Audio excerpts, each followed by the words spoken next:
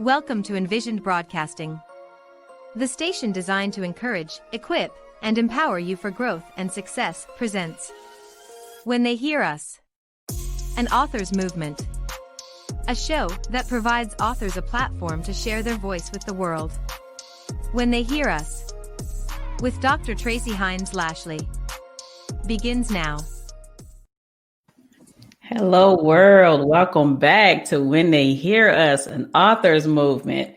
We have exciting guests with us today, tonight, whatever you are listening, morning, noon, afternoon, night, evening. We are here for you. My name is Dr. Tracy Hines Lashley, and I am an executive director of the Leaders Innovative Growth Solutions, as well as a best-selling author 5 times. And I was the crazy person who wrote 7 anthologies in 5 months. So we're going to hear from some authors tonight, and I'm excited. Let's go around the room and just tell us a little bit who you are, what your chapter was, and what inspired you to be in this book. Coach P. Well, good afternoon, everybody. Good evening, should I say. My name is Coach Promises Huff, better known as Coach P. I am originally from the big city of Rayford, North Carolina, but I currently hail in Greensboro, North Carolina. I am also a certified life coach. I'm a best-selling author, and my chapter was called A Mother's Love, and I decided to be a part of this anthology simply because I wanted to give my side of what a mother's love really meant to me, as far as me being a mother to a Black son. And it's amazing. It was an amazing project. I thoroughly enjoyed it. And I'm just excited to see where it's going to take us.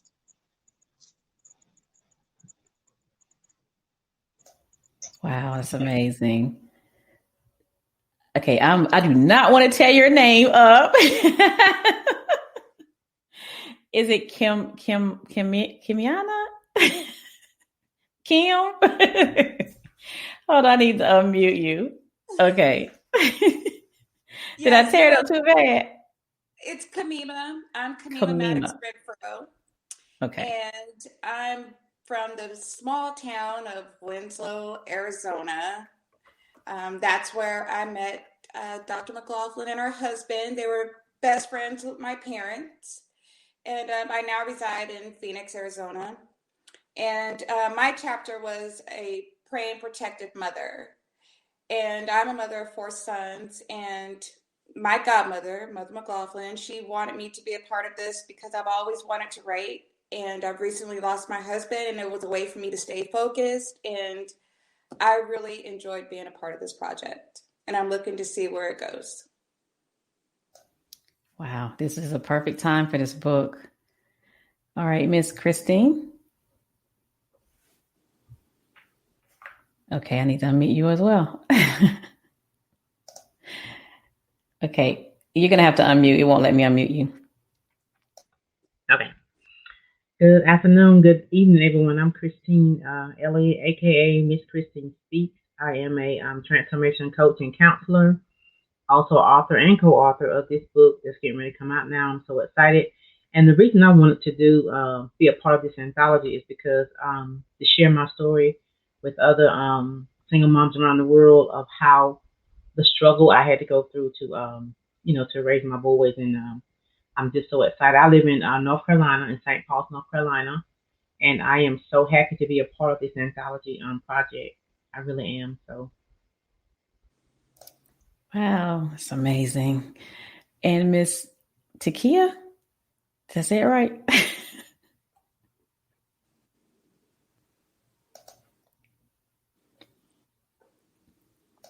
Okay, you're muted.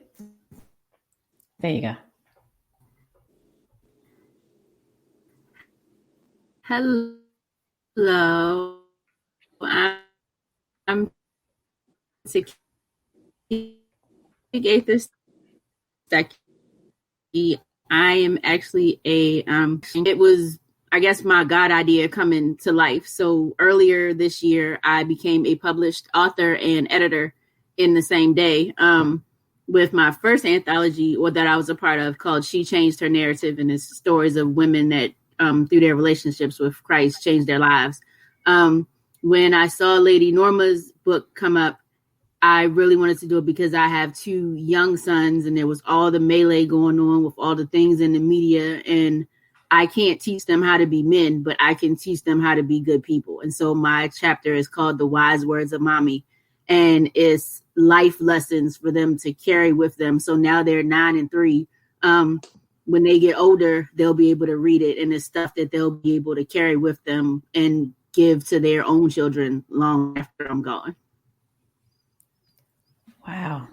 Man, you ladies have some great stories. I cannot wait to hear the rest of them. But first, let's get to Miss Nicole.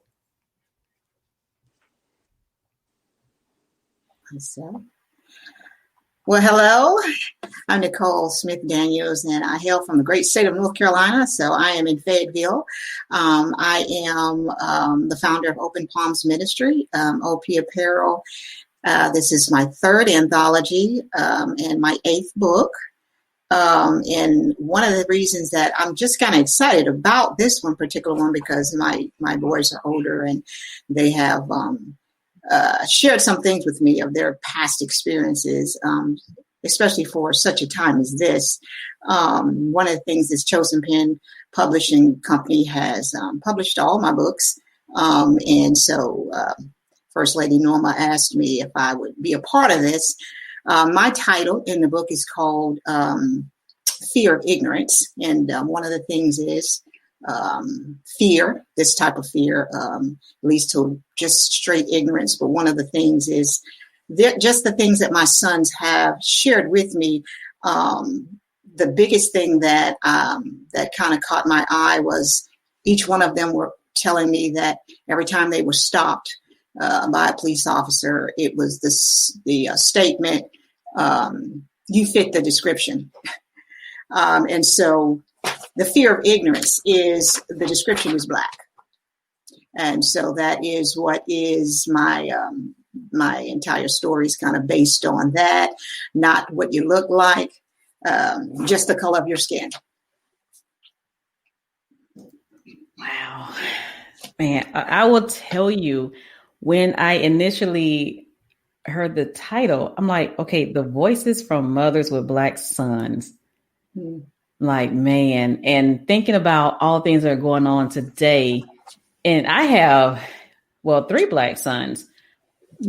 And yeah, it's like, man, I wish I would have known about this book prior because there are so many things that I experienced to where I'm like, man, if people only knew. And this book is going to actually show a piece of what we as mothers go through with having Black sons.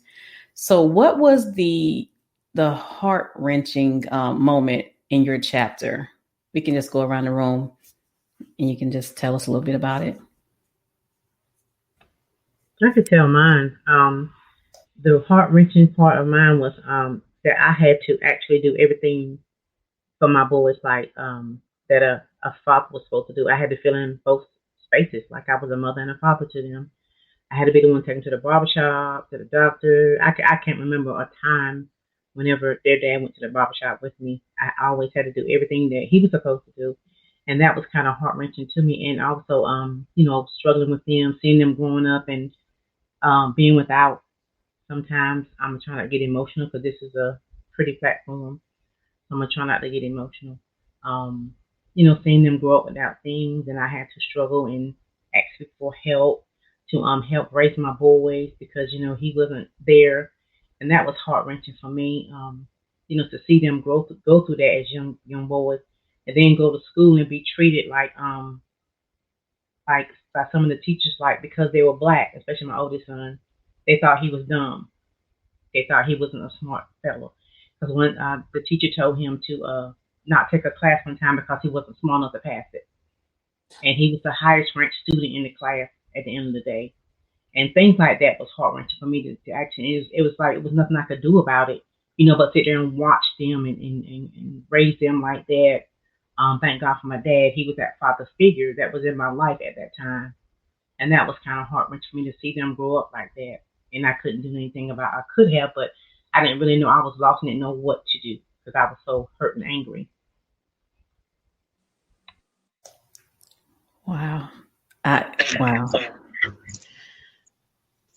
I think with me, I have some of the same similarities as Miss Christine, but as watching my son grow older and now, a graduate of high school, but he is now a member of the armed forces. He's a Marine and still having to go through the racial issues, even now in the Marines. So, and not being able to, I guess you could say, run to his rescue when he needs me. But, just having the prayer life that I have and I developed, that has saved us both from a lot of stuff. So, just having to watch him go through, and I can't put my hands on him like I want to and do what I want to do as mom. That's probably my biggest thing, because that's my only son, my only boy.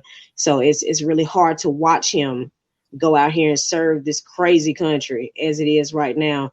And, have issues and call me and say, Mom, something's happened and I don't know what to do. I can't do anything. Can you just pray for me?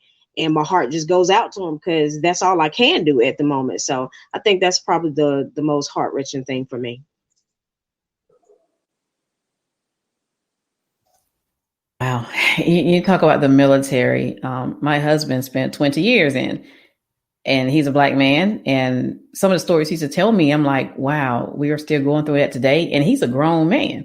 So I'm like, man, and our kids were younger. And now here it is, they're adults, and you worry all day long. They keep saying, Mom, grown. Yeah, you're grown, but I still worry. I still worry. So who wants to go next? If you can. If you don't want to, that's fine as well. I'll go next, Tracy. Okay. One of the heart-wrenching things for me is when my oldest son shared, he's 32 now, and he shared the total amount of times that he had been stopped by an officer in this time of 1 month. And he is an entrepreneur. He owns his own business. He was on his way, just going different places and being stopped, and maybe a total of 16 to 17 times. Different officers. The responses were terrible. It was, you're stupid. What are you doing in this neighborhood? Driving a Lexus. What are you? And thus the name of the title, The Fear of Ignorance. And it does bother me, in the sense of, one of those times something could have happened, and when will something happen now? Just having to teach our Black boys different from the Caucasians is like, it's a whole different level. It's a whole different level of education that, you didn't think you would have to go there. Highly important though, but it's kind of gut wrenching when you tell me that you're on your way home from work and you're, patted down, and just because you're, guilty for being Black, and, all you want to do is just get home and rest. Sad, just really sad. Yeah. And it is not only our sons, our daughters as well. Because my daughter, they still here in Fayetteville, and she was profiled. Wow. Just going home.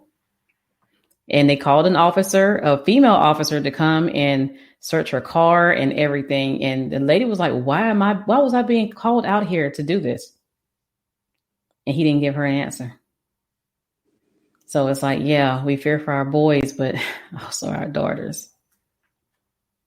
Man, I'm trying to keep my composure. I'll go it's next. Hard. Okay. So my heart-wrenching moment wasn't necessarily in the story itself. It was, I guess, almost having to write it at all. So I don't remember if I mentioned it earlier. I'm from Baltimore, Maryland, and throughout 2020, 2019, 2018, like, you can turn on the news at almost any time of day and somebody's been shot. Like, it's just an everyday occurrence almost. There's no, you can't put a pin on it. You can't say it's a certain age. You can't say it's anything. It doesn't matter. Kids coming home from school, kids sitting on the porch, kids sitting in a car, they're just dying anywhere. And so the gut wrenching part is that I want to keep them in a bubble. Like the pandemic was fine by me. Let me stay in the house. Let all of us stay in the house. We don't have to worry about being outside on the street dealing with any of that. But knowing that at some point in time, I am going to have to let them go out into the world and trust that, trust God that he's always going to have them regardless of whether I can be there or not. He has them first. And then trust that I've raised them and their fathers raised them well enough to do the things that they're supposed to do to stay alive. So, God forbid it to ever happen. But should they get in some sort of situation where something just goes terribly wrong, it's not at the instance of them having done anything other than being the respectable young men and men that we've raised them to be. And so that was my gut-wrenching moment of having to even take the initiative early to put it down and say, hey, boys, this, you're 3 and you're 9. Yes, but this is what's going on outside. And so when we go outside, anywhere we go, you have to do these things. You have to be on guard. You have to watch your mouth. You have to watch your tone. You have to do all of these things. And they're little. And so trying to relay that to them, and they are younger and they're just like, well, why? Like, I don't understand. I don't get it.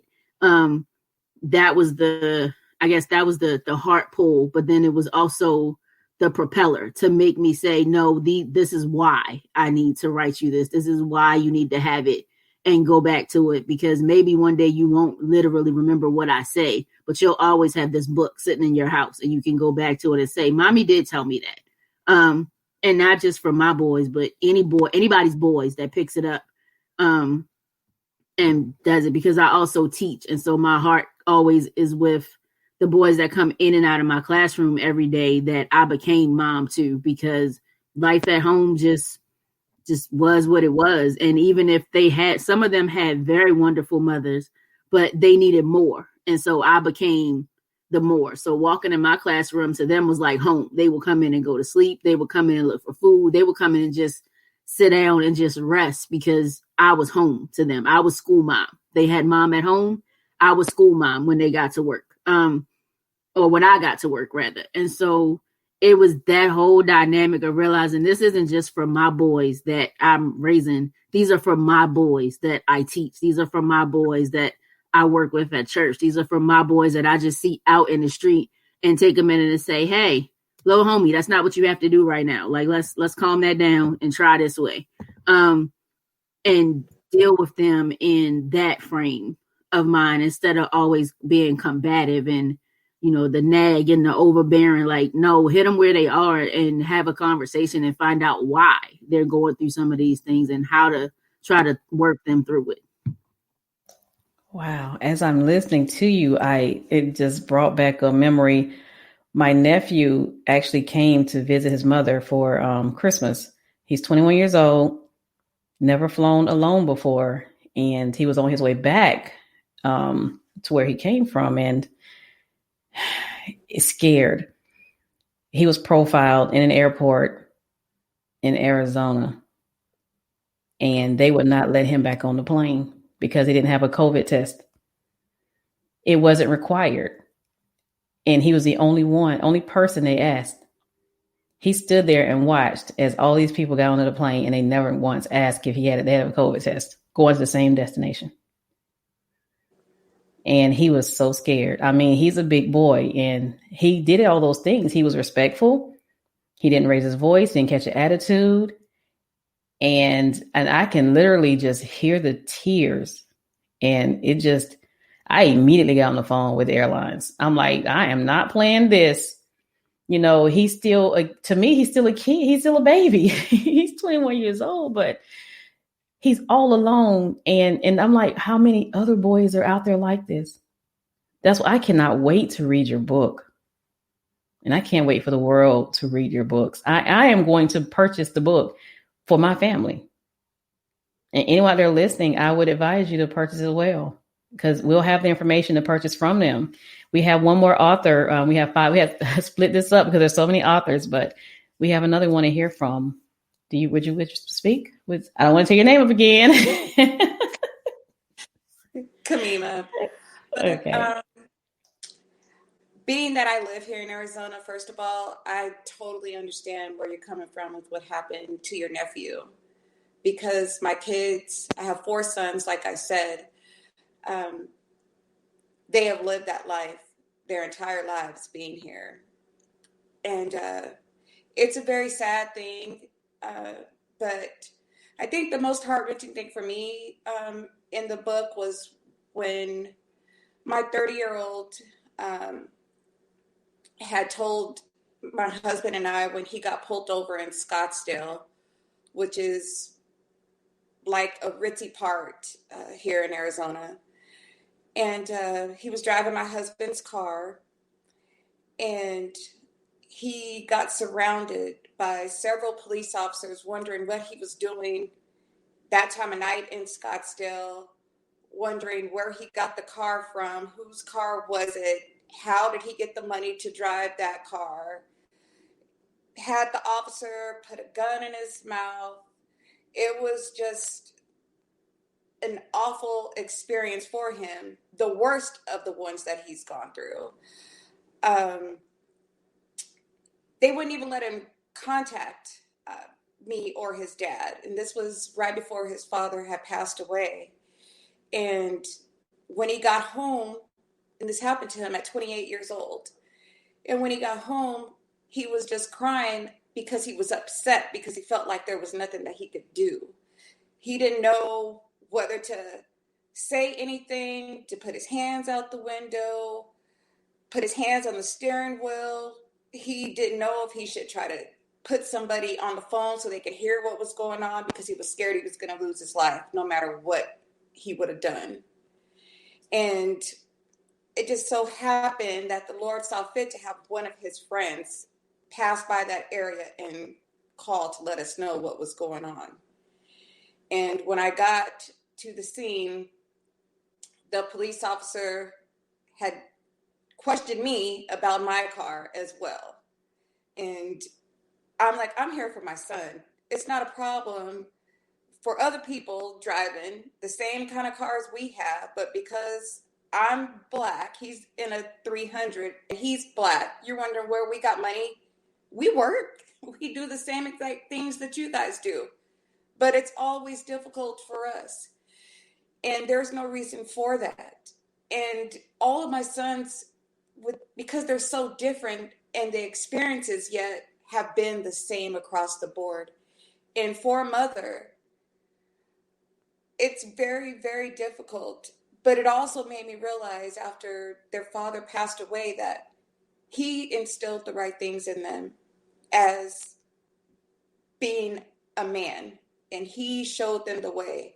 And my way of trying to protect them is only through prayer, because that's all I can do. I can try to tell them from a woman's perspective as a mother coming from that side. But at the end of the day, prayer is all I have to offer them. And that's what this whole world needs right now is prayer. You know, for our whole Black and brown community, that's what we need is prayer, because God is the only one who's going to be able to carry us through everything that we're going through in this world right now, which is just crazy. Which is, again, if we go back to the Bible, it says to pray for our leadership, and that's what we need to be doing. Praying for our leadership and praying for our children and praying for each other.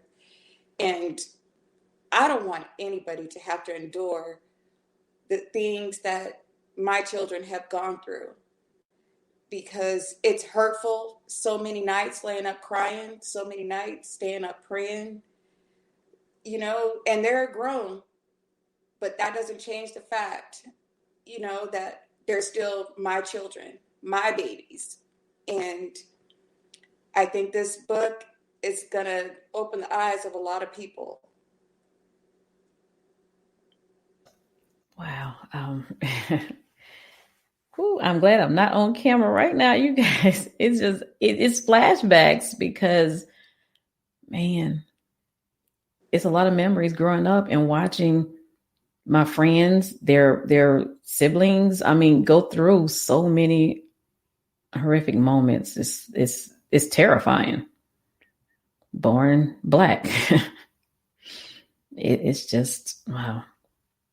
And here we are still today, living this fear of being Black in America. Wow. Okay, ladies. Man, I enjoyed the conversation, but before we leave, I would like you to state your name again. And if you have a link to where they can purchase from you or how they can get in contact with you, I would love for you to share. We can just start with Coach P and go around. Okay, well, again, my name is Promises Huff, better known as Coach P, but on Facebook, I am known as Promises Huff, and I'm almost for certain that you will be able to purchase this book on Amazon, and as soon as it is on Amazon, it will be on my website, which is www.speaklifemc.org. So you can reach me again at Facebook as Promises Huff, and that is PROMISES, and it will be on Amazon, and you can reach me on my website at www.speaklifemc.org. Thanks so much.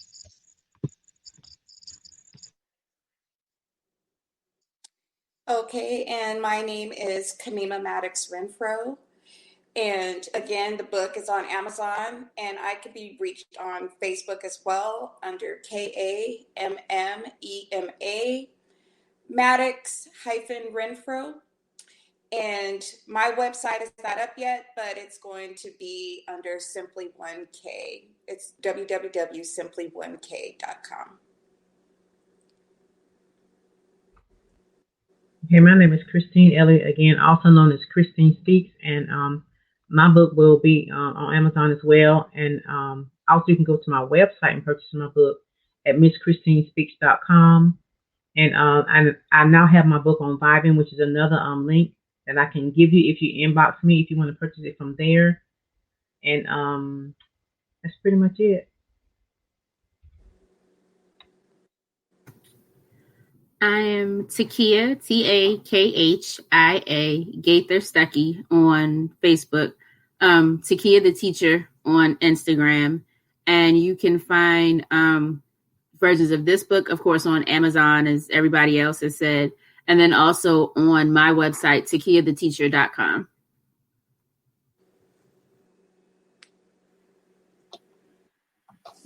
I'm Nicole Smith Daniels, and you can purchase and find all of the book on Opened Palms. It's OPEND with the ED at the end. Opened Palms.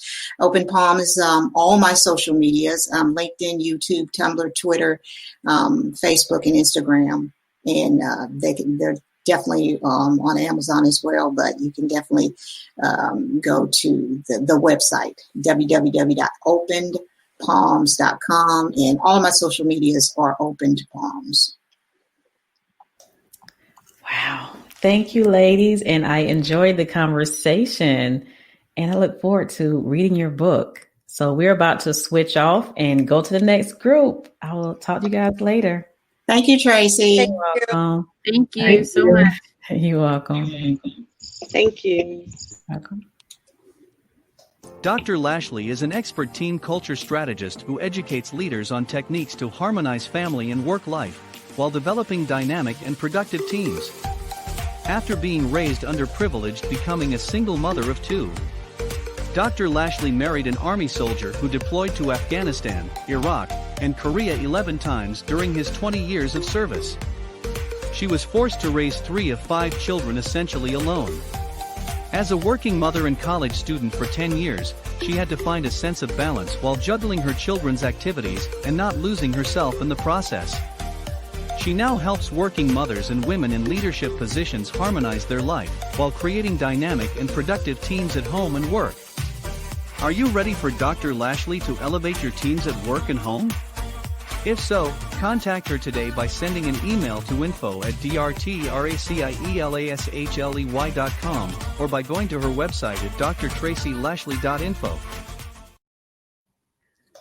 Hello, welcome back. We are here with the authors of The Voices from Mothers with Black Sons.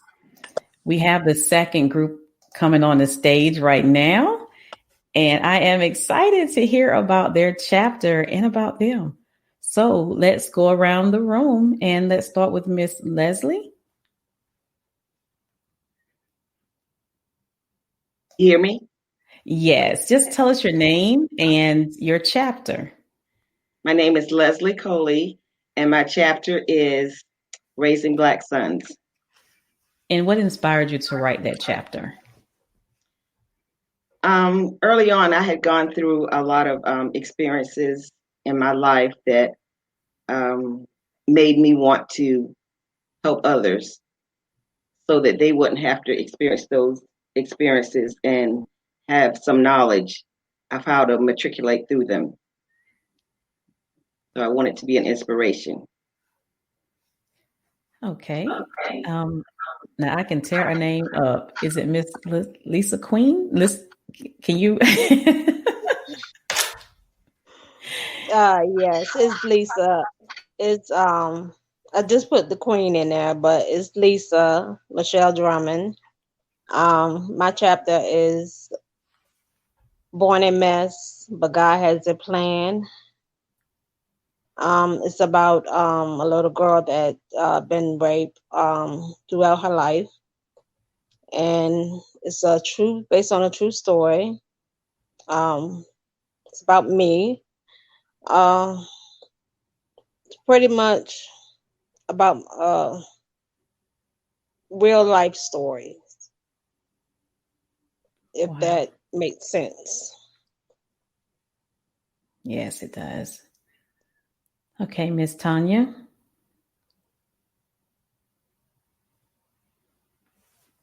I have to unmute you. Oh. Okay, now. Oh, sorry. Hi. That's okay. Hello. My name's Tanya Ridley, and my chapter is called Gifts from God.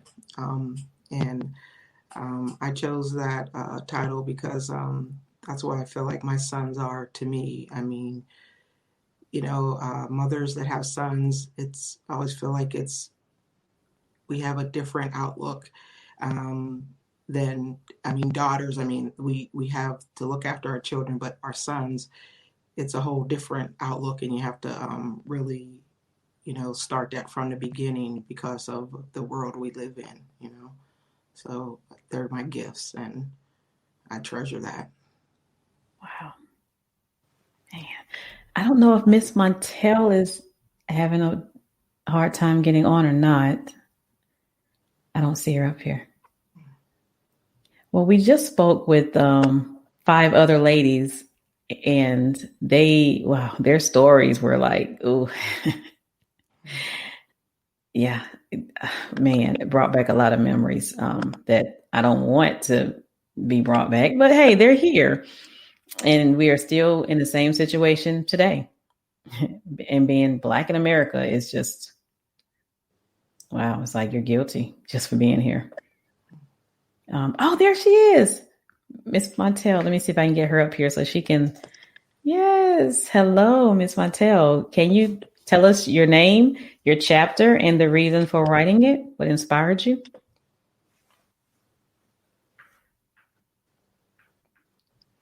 Okay.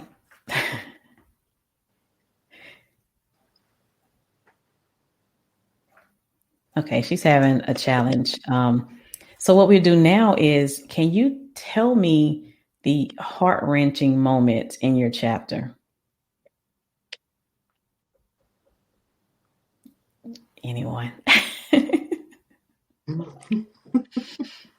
If you wish to share, if not, you don't have to. I know this is a hard topic to talk about.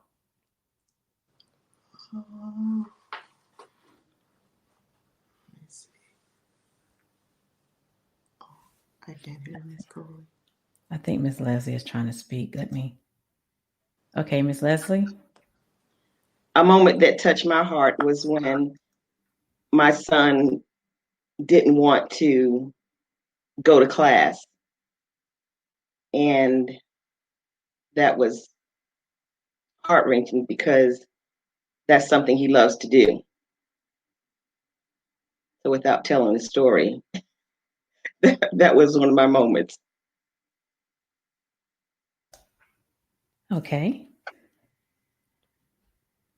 Miss Lisa? Well, one of mine is the one I can actually talk about without crying is my son. He recently left for the army, and he joined the army.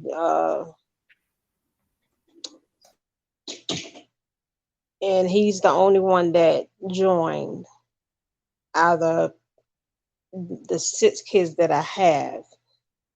So that gave me a relief of comfort that he would be okay. But it also gave me like, oh, I'm sending my son out in this world. Who's going to look after him now? That kind of mother.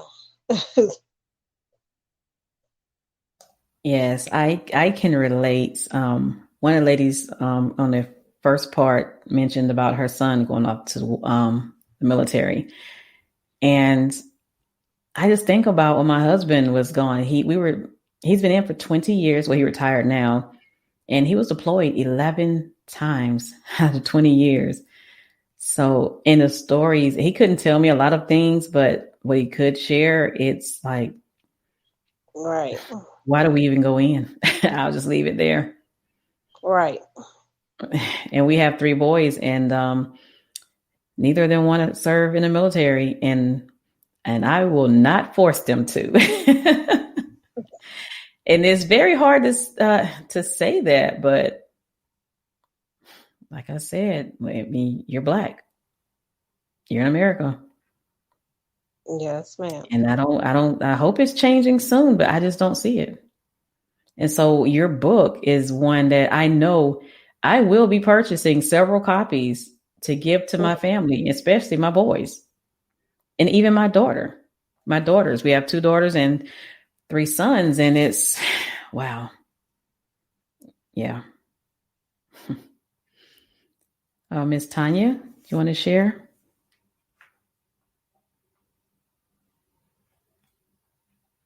Okay, I don't know if she's frozen. Uh-oh, look like she's frozen.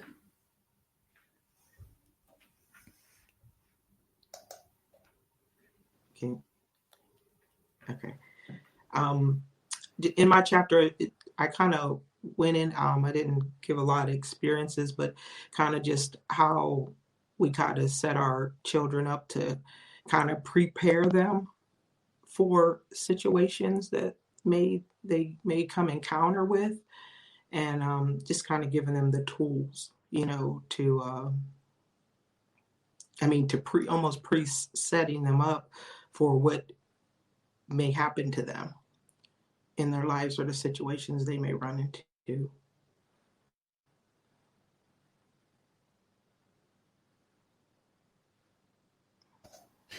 Yeah, yeah.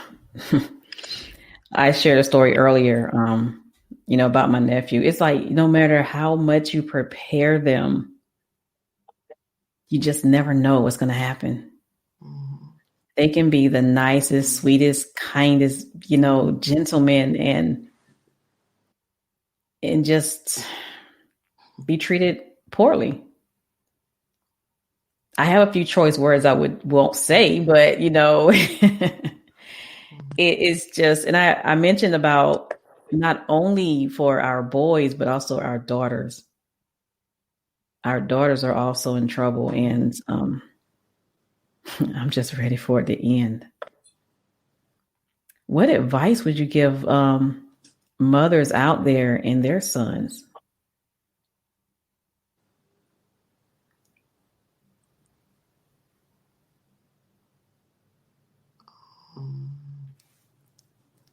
Miss As Leslie far is trying to as speak again. Let me. Okay, look, I'm just gonna leave you unmuted. No, don't.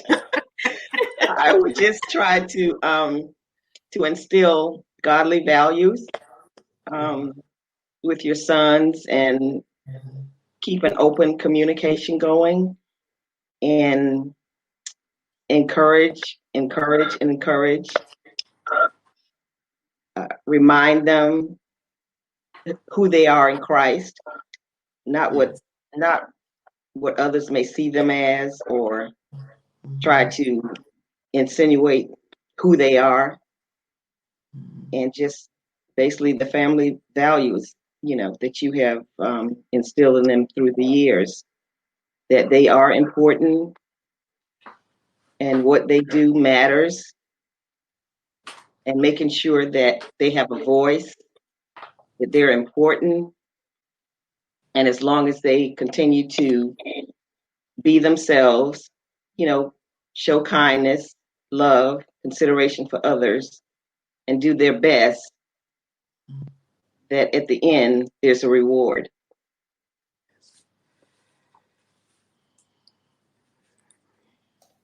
Wow. Ms. Tanya or Ms. yes, Lisa?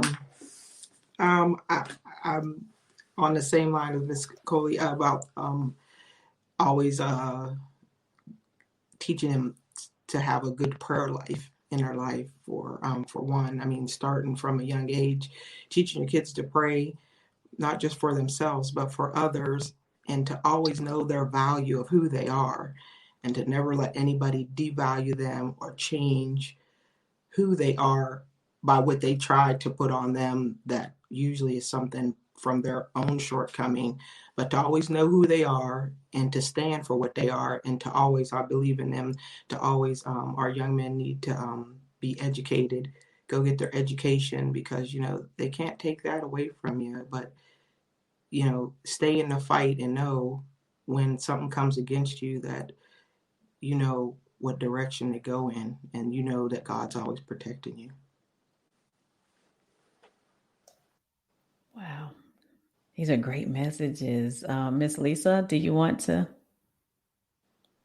give advice? I always tell they was on Miss Tanya and Miss Leslie said the same exact words I was gonna say, but I can add to it. Also be able know your surroundings, who you're around at all times. Know who your friends are, your true friends are. Make sure that your friends are not taking the kids, your boys or your girls, places that they should not be, that they normally don't go. Because nowadays they are just taking them to places and they don't know where they're going or how they're getting there or how they're getting back. So I would say that too.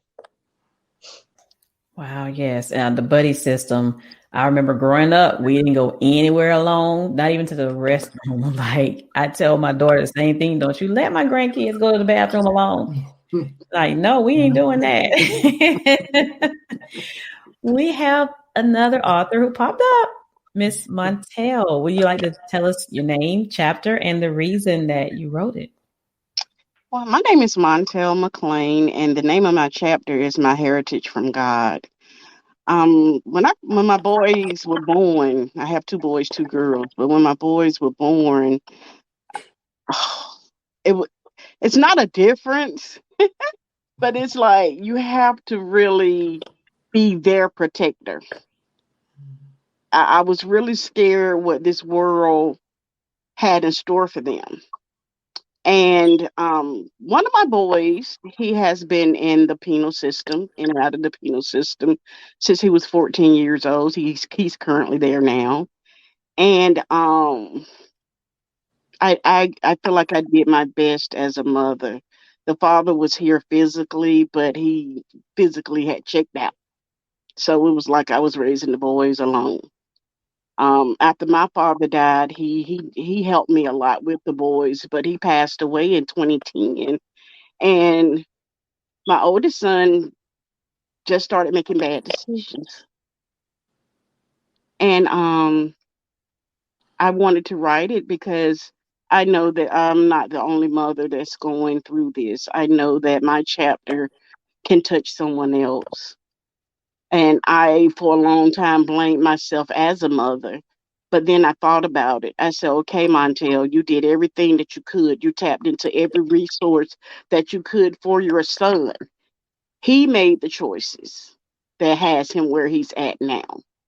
So I can't beat myself up anymore. I know that I'm not the only one who has been through it. I know I'm not the only one who's going through it. And I would love to reach out to other mothers who's going through the same thing. But my son Jordan, he's doing great. My baby son, he's doing great. And the things that's going on in the world now, I heard someone say that be aware of your surroundings. Pay attention to what's going on. Because he's sheltered. He's very sheltered, but I want him to be aware of what's going on in the world today. And I don't want to take up the whole segment, but Oh no, that's fine. Man. Yeah, you about to have me in tears. and it hurts. It hurts when you see your son being called by a number. Yeah.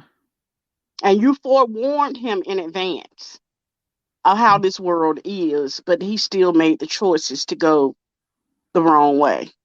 Yeah, that's true. Man. And so many mothers are going through this. And then having to think about how they're being treated in the system. And that, oh my goodness, I don't even want to think about it, because he has some stories. And the thing was, as a mother, I say single mother because my husband wasn't an active father. When I tell you, I had the kids in karate. They went to music school. They big brothers, big sisters. I tapped into every resource that was available. My son cannot say that I didn't. Wow. Man. He played tennis. He had a full 4-year scholarship to college. Tennis I scholarship. love some tennis. He had a full 4-year ride. Wow. Tennis scholarship. He was a great skateboarder. Man. I don't know. So what advice would you give other mothers and their sons out there? I would say my main advice would to be have a church family. That first and foremost, have a church family, and a great support system. I had a church family, but my support system, it wasn't that big.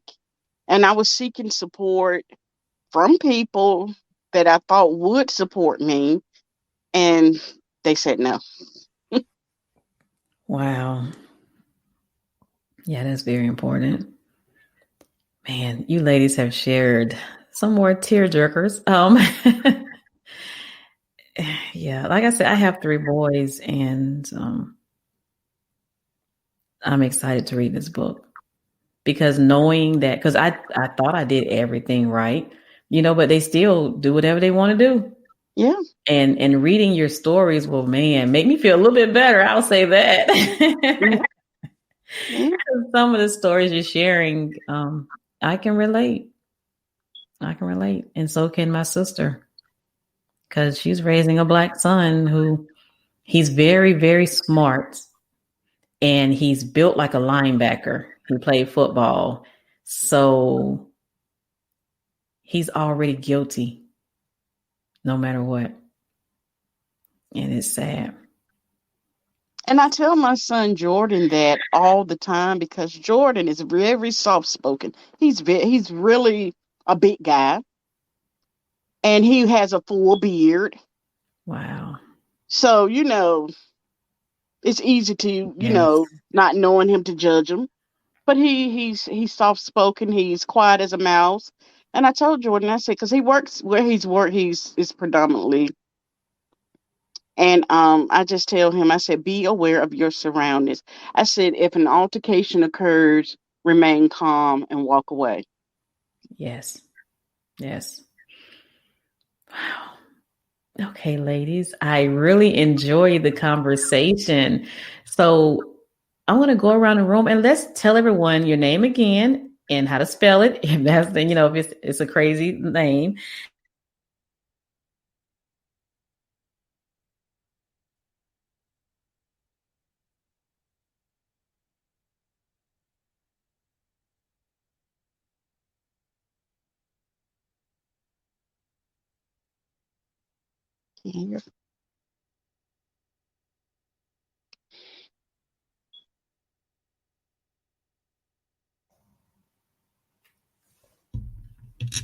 Okay. Can you guys hear me now?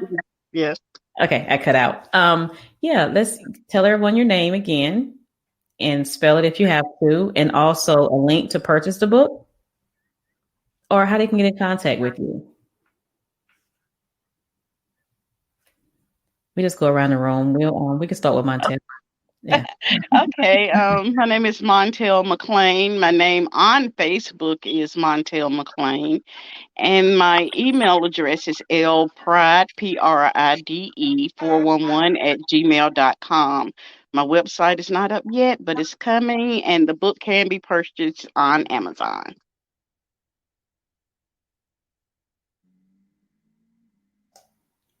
Miss Leslie? Hi, my name is Leslie Coley, LESLIE COLEY, and the book can be purchased on Amazon and also on my website, which is lesliecoley37.wixsite.com. And I can be reached on Twitter, Leslie H. Coley, Instagram, Joyfully Blessed Lady, and my email is lesliecoley37@yahoo.com. Okay, Miss Lisa. Hi, I'm Lisa Queen Michelle Drummond on Facebook. My name is Lisa Michelle Drummond. You can reach me on Facebook, inbox me. The book will be on Amazon. My website is not up yet. It should be up in 2 weeks. So give me some time, and God bless.